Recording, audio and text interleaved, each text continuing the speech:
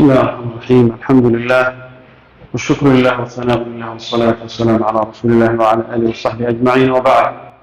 أيها الإخوة، إن شاء الله تبارك وتعالى نحن كل حجرنا بشي ديسمبر آخر السنة وحن ضمان جالية وبشارين يكومينيتي قبل إن شاء الله آخر بشة وبالعرض والمؤتمر كي سنة الله مؤتمر في أفريقيا طبنات inoo soo socon jiray sanad walba aynu qaban jirnay waqtigan oo kale gaar ahaan aakhirka sanadka bisha dabayaaqadeeda bisha December in uu inoo ilaalin doono. Iclaankan inaad aragteen baa laga yaabaa marka la isgaarsiiyo biidhnillaahi tabaaraka wa tacaala sidii looga faa'iidaysan lahaa culimada imaanaysana lagu talagalo.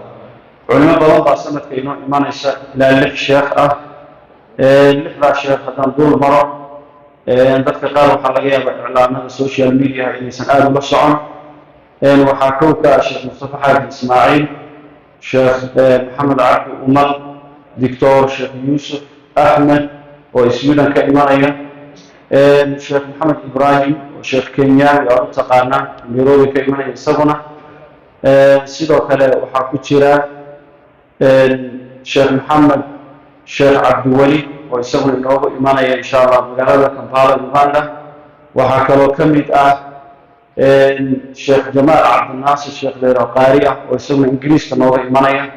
labada sheekh waxaan ugu talagalnay dhalinyarada sheekh maxamed cabdiweli iyo sheekh jamaal cabdinaasir, sababtoo ah sanadkii hore ayaan bilownay mu'tamar dhalinyarada ah iyo mu'tamar dadka waaweyn dadka caadiga iyo jamaacada kale.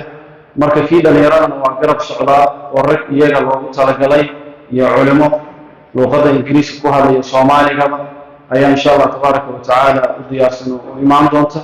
marka dhalinyarado dhan iskuuladana waa xilihii fasax baa lagu jiraa, say uga faa'iidaysan lahaayeen waalidku ha la socdeen waqtiga iyo jadwalka.